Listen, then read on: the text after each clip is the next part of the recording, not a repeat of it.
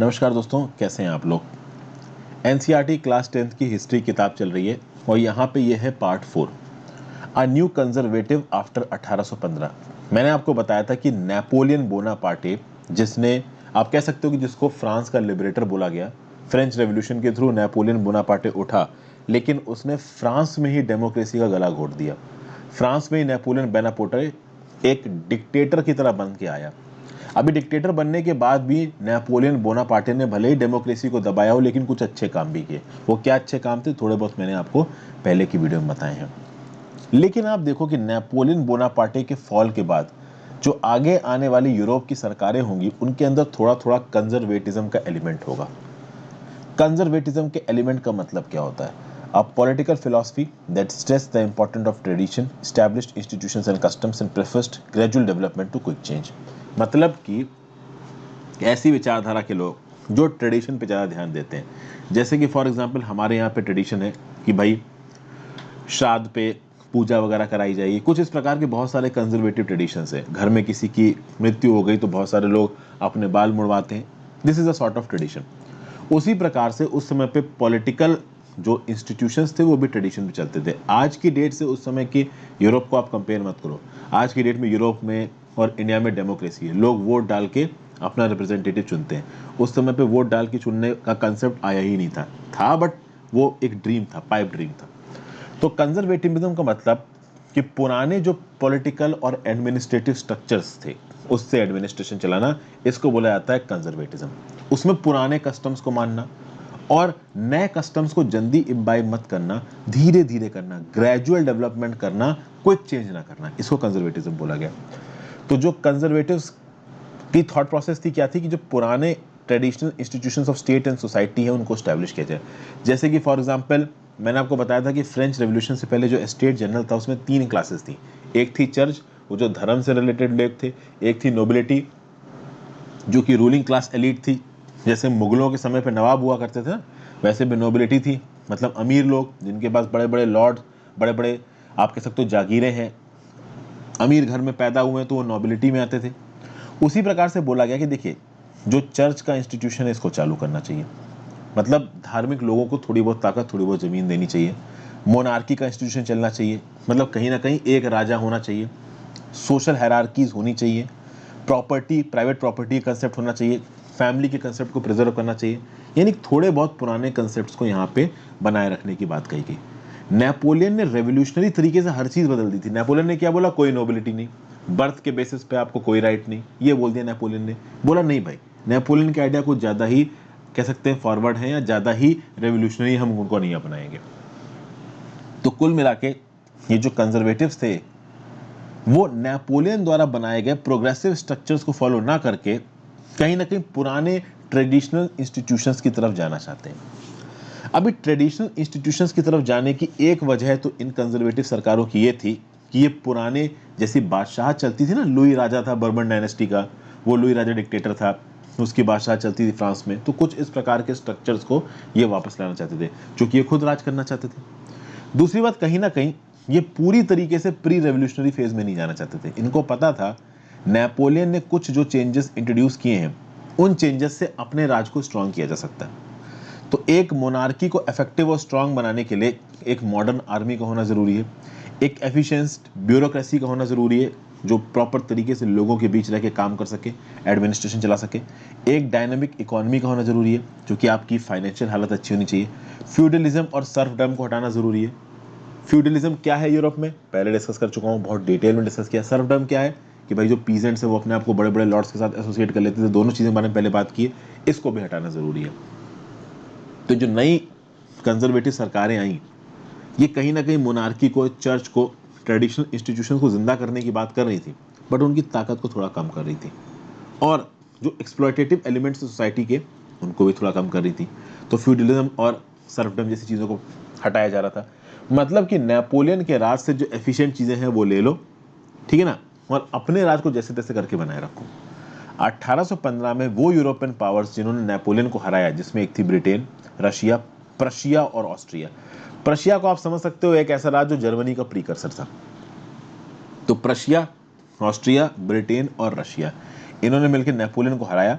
Vienna में बैठे, इन्होंने बोला कि भाई यूरोप का कुछ करना पड़ेगा। ये जो कांग्रेस थी इसको होस्ट की थी ऑस्ट्रेलियन चांसलर ड्यूक मेटरनिक ने। इस मेटरनिक ने एक मेजर रोल प्ले किया था इस पर्टिकुलर कॉन्फ्रेंस में। और इस कॉन्फ्रेंस में जो भी लोग मिले उन्होंने ड्रॉ की ट्रीटी ऑफ वियना ऑफ 1815। और ट्रीटी ऑफ वियना ऑफ 1815 में मेजर फीचर्स क्या थे? नेपोलियनिक वॉर्स के बाद नेपोलियन ने जो जो चीज़ें भी यूरोप में इंप्लीमेंट की थी उसको एक एक करके हटाओ। बट इसका मतलब ये नहीं है कि प्रोग्रेसिव चीज़ें हटा दो, मतलब कि ये जो राजे रजवाड़े थे जो अब 1815 के बाद बैठ के नेपोलियन द्वारा किए गए चीज़ों को हटा रहे थे, ये एक बात को अपने दिमाग में रख के चल रहे थे कि भाई हमें राज करना है, और हमें राज करने के लिए मोनार्की जैसी चीज़ों की ज़रूरत है, कहीं ना कहीं चर्च जैसी चीज़ों की ज़रूरत है, कहीं ना कहीं लोगों को हम लोग एक लिमिट से ज़्यादा फ्रीडम नहीं दे सकते। ये बात उनको पता थी। लेकिन एडमिनिस्ट्रेटिव एफिशिएंसी का कंसेप्ट जो कि नेपोलियन इंट्रोड्यूस करके गया था उसको ये इंप्लीमेंट करना चाहते थे, क्योंकि इनको खुद भी तो राज करना था। राज करना है तो एफिशिएंट ब्यूरोक्रेसी के दम पे राज करोगे, एफिशिएंट आर्मी और पुलिस के दम पे राज करोगे। तो फ्रांस में जिस लुई 14 को उड़ा दिया गया था उसकी डायनेस्टी का नाम था बर्बन डायनेस्टी। उसी बर्बन डायनेस्टी के रूलर्स को फिर से फ्रांस का राजा बना दिया गया। और फ्रांस ने नेपोलियन के अंदर जितनी नई टेरिटरी जीती थी वो टेरिटरी वापस ले ली गई फ्रांस से। आगे जाने से पहले वीडियो पर लाइक का बटन, अगर अब तक आपने इस वीडियो को शेयर नहीं किया कर दीजिए। इस चैनल को शेयर और सब्सक्राइब नहीं किया बिल्कुल कर दीजिए, मेरा टाइम वेस्ट किए। ज्वाइन बटन दबा के आप हेल्प कर सकते हो। एनसीईआरटीज़ पढ़ने में अगर आप इंटरेस्टेड हैं, ऑलमोस्ट 6.5 मिनट के बाद मैं इस बात को बोल रहा हूँ तो अब तक वही लोग होंगे जो एनसीईआरटी पढ़ने में इंटरेस्टेड होंगे। तो 6ठी से लेकर 12वीं क्लास तक की science, economy, geography, polity, history, इन सब की मैंने एनसीईआरटीज़ बना रखी, कुछ बना रखी कुछ बननी बाकी हैं। Over the period of time वो कंप्लीट हो जाएंगी, तो आप प्लेलिस्ट सेक्शन में जाके वीडियोस को रेफर कर सकते हैं। लक्ष्मीकांत की पॉलिटी बना रखी है मैंने, स्पेक्ट्रम की मॉडर्न हिस्ट्री किताब मैंने कवर कर रखा, most important part Ramesh Singh की इकोनॉमिक्स मैंने स्टार्ट कर दी है, सतीश चंद्रा की मीडियल हिस्ट्री मैंने स्टार्ट कर दी है। तो ये सब चीज़ें भी, ये सारी वीडियोस भी धीरे धीरे करके आपके सामने आएंगे, तो आप हेल्प कर सकते हैं ज्वाइन बटन दबा के। इंस्टाग्राम पे फॉलो कर लें, जब भी मुझे मौका मिलेगा आपकी बातों के जवाब दूंगा। टेलीग्राम ग्रुप ज्वाइन कर लीजिए मेरे लेक्चर्स की नोटिफिकेशन के लिए, जो भी करंट अफेयर्स की मैं वीडियोस बनाता हूँ उनकी पीडीएफ के लिए, जो डेली एडिटोरियल और आप कह सकते हो कि डेली करंट अफेयर्स की वीडियोस बनती है उनकी पीडीएफ भी वहाँ पे अपलोड होती है। चूँकि यूट्यूब सारे लेक्चर्स की नोटिफिकेशन नहीं बोलता तो मैं अपने लेक्चर्स की जो लिंक है वो टेलीग्राम में भी अपलोड कर देता हूँ, तो वहाँ से भी आपको लेक्चर्स का नोटिफिकेशन आ जाएगा। तो वापस आ जाते हैं बर्बन डायनेस्टी पे। बर्बन डायनेस्टी जिसको फ्रेंच रेवोल्यूशन जब शुरू हुआ था तो डिपोज कर दिया गया था। बर्बन डायनेस्टी का ही रूलर था ल्यूई, जिसको गिलेटीन कर दिया था उसकी वाइफ के साथ। गिलेटीन मतलब वुडन बेस पे लेटाया और ऊपर से खंजर गिराया और गर्दन उड़ गई दोनों की। सोचो एक समय पे राज करते तो एकदम से गर्दन उड़ा बैठे लोगों के बीच में, वो इलाका जहाँ से वो दो रूलर्स निकलते तो सब लोग झुक के प्रणाम करते थे, वहीं पे गर्दन उड़ा दी गई उनकी।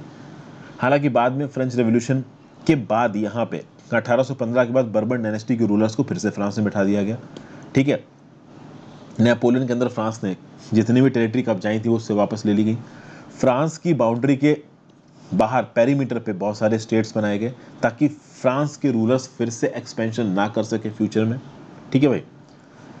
दस the kingdom of Netherlands was included Belgium, अच्छा दस द किंगडम ऑफ नीदरलैंड्स, ठीक है, which included Belgium was setup in the north. तो फ्रांस के नॉर्थ में किंगडम ऑफ नीदरलैंड सेटअप किया जिसमें बेल्जियम आता था उस समय पे। जेनोवा सेटअप हुआ, Genoa was added to Piedmont in the south. Prussia was given new territory on its western frontiers, while Austria was given control of northern Italy. देखिए उस समय पे कौन कौन से राज थे उसके बारे में बहुत थीसिस करने की यहाँ पे जरूरत नहीं है। कुल मिला के आप यहाँ पे एक बेसिक फैक्ट समझो कि फ्रांस के नेपोलियन को हराया गया, फ्रांस की टेरिटरी को कम किया गया, जो भी नेपोलियन ने जीता था वो वापस ले लिया गया। इनफैक्ट पहले की टेरिटरीज में से कुछ टेरिटरी खाली इन लीडर्स ने और आसपास की कंट्रीज में बांट दी, और इस बात को इंश्योर किया कि आसपास की कंट्रीज को आप ऐसे बांटो कि कल की डेट में कोई फ्रांस का राजा उठ के फिर से अटैक करना चाहे तो अटैक न कर पाए। लेकिन एक जर्मन कन्फेडरेशन बनाया गया था 39 स्टेट्स का, ठीक है, जिसके बारे में अभी पहले भी मैंने बात की थी, ज़ोल्वेरिन नाम का, उसको यहाँ पे नहीं बांटा गया, वो जर्मन कन्फेडरेशन ऑफ 39 स्टेट्स रखा गया। आप देखो ईस्ट में पोलैंड का एक बहुत बड़ा हिस्सा रशिया को दे दिया गया, सेक्सोनी का एक बहुत बड़ा हिस्सा प्रशिया को दे दिया गया। अब ये कंट्रीज आपको यहाँ पे बहुत अनकॉमन सी लग रही होंगी, अनकॉमन सी ऑब्वियस सी बात लगेंगी। जितना इंपॉर्टेंट यहाँ पे मैप है वो मैं आपके साथ डिस्कस करूंगा। इतना हिस्सा किसके पास गया, तो देखिए आप फ्रांस की या जर्मनी की सिविल सर्विसेज की तैयारी तो कर नहीं रहे हो, आप इंडिया की सिविल सर्विसेज की तैयारी कर रहे हो या इंडिया के पर्सपेक्टिव में पढ़ रहे हो, तो इतना डीप में घुसने की यहाँ पे ज़रूरत नहीं है। काम भर का मैप मैं अभी आपको दिखाऊंगा, आप ये मत बोलो कि मैप नहीं कवर होगा, मैप कवर होगा। काम भर के मैप मैंने पहले भी दिखाए थे, आगे भी दिखाऊंगा। कुल मिला के यहाँ पे कोशिश क्या करी जा रही है 1815 के बाद, नेपोलियन ने जो भी एडमिनिस्ट्रेटिव एफिशिएंसी लेके आई है, उस एडमिनिस्ट्रेटिव एफिशिएंसी को तो रहने दो, लेकिन पहले की मोनार्कीज को यहाँ पे रिस्टोर करो। मतलब कि यूरोप में एक कंजर्वेटिव ऑर्डर को रीस्टैब्लिश करो, लेकिन ये कंजर्वेटिव ऑर्डर पुराने कंजर्वेटिव ऑर्डर से अलग है। पुराने कंजर्वेटिव ऑर्डर में राजा कुछ भी करता था, यहां पे न्यू कंजर्वेटिव ऑर्डर में भी राजा सुप्रीम कहीं ना कहीं होगा, बट कहीं ना कहीं वो राजा अपने मिनिस्टर्स की बात सुनेगा, और कहीं ना कहीं राजा इतना डिक्टेटर, इतना ऑटोक्रेटिक, या फिर कह लो इतना इंसेंसिटिव नहीं होगा। यानी पहले जब लोगों की बिल्कुल बात नहीं मानी जा रही थी, यहाँ पे लिमिटेड तरीके से लोगों की थोड़ी बहुत बात मानी जा रही थी, मतलब लोगों के बारे में थोड़ा बहुत सोचा जा रहा था, बात तो नहीं मानी जा रही थी। बात मनवाने के लिए तो आपको डेमोक्रेसी लानी पड़ेगी, वोटिंग बढ़वानी पड़ेगी। अब प्रॉब्लम ये थी कि भले ही आपने जो कंजर्वेटिव रिजाइम सेटअप किए हैं वो पुराने कंजर्वेटिव ऑर्डर से थोड़े प्रोग्रेसिव है, लेकिन है तो ऑटोक्रेटिक। यहाँ पे राजा के पास तो ताकत है ही। अब एक ऑटोक्रेटिक रिजीम सबसे पहले क्या इंश्योर करेगा, वो सबसे पहले ये इंश्योर करेगा कि उसकी अथॉरिटी के अगेंस्ट कोई कुछ ना बोले। तो वो लोगों के लिए काम कर रहे हैं, लेकिन एट द सेम टाइम वो ये चाहते हैं कि उनका कोई क्रिटिसिज्म ना हो, उनके खिलाफ कोई कुछ बोले ना। तो कोई भी ऐसा ऑर्गेनाइजेशन, कोई भी ऐसा इंडिविजुअल जो इन ऑटोक्रेटिक नई मोनार्की से अगेंस्ट बोलता था, उसकी एक्टिविटीज़ को ये नई मोनार्कीज रोकने की कोशिश करती थी।